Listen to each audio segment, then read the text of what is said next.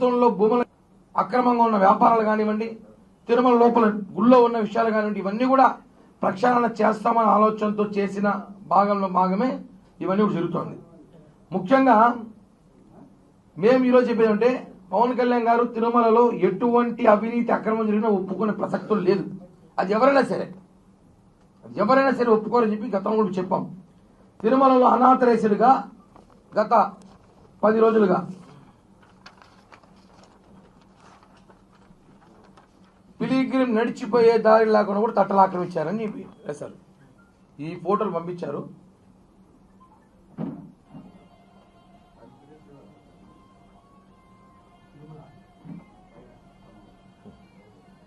కొండపైన మనం ఇప్పుడు చూస్తున్నాము. ఇవన్నీ నిజంగానే జగన్ ప్రభుత్వం రాకముందు చాలా ప్రశాంతమైన వాతావరణం తిరుమల ఉండేది. జగన్ ప్రభుత్వం వచ్చిన తర్వాత వైవి సుబ్బారెడ్డి చైర్మన్ అయినాక 250 పైగా తట్టలు ఇచ్చాడు. అనాథరైజ్డ్గా షాపులు ఇచ్చాడు.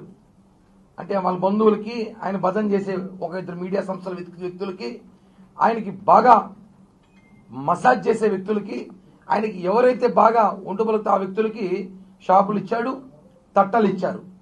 మళ్ళీ చైర్మన్ మానవుడు కరుణాకర్ రెడ్డి గారు ఇచ్చారు.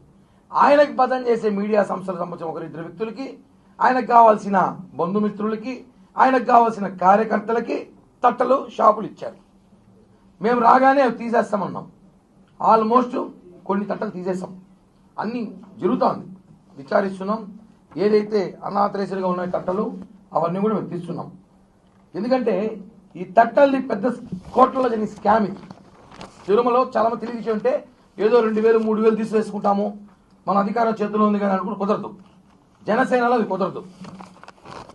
93లో 270 తట్టలు ఉన్నాయి తిరుమలలో. 93లో అఫీషియల్గా హాకర్ లైసెన్స్ 270, షాపులు వచ్చి 472 ఉన్నాయి 93లో, 30 ఏళ్ల క్రితం.